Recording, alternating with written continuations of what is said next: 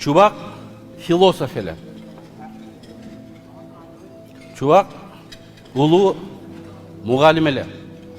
Жаштар аны угуп, ага ынанып, анын айтканын кылышат эле.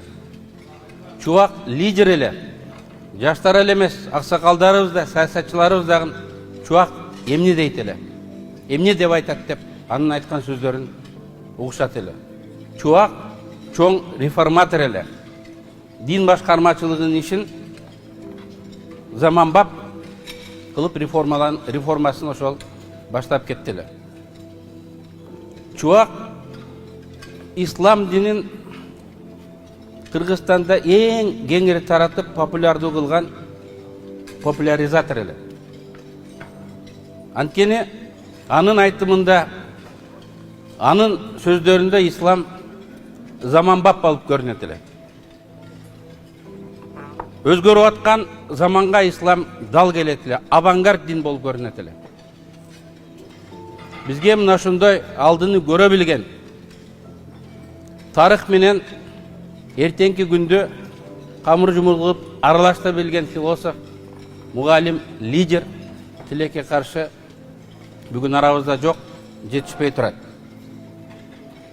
Мен Чубактын жердеши, акайсы болгонуна сыймыктанам.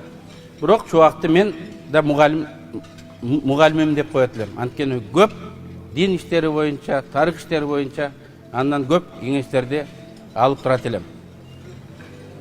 Орду толгус деген түшүнүктү мына бүгүн баарыбыз сезип турабыз. Чубак орду толгус адам эле.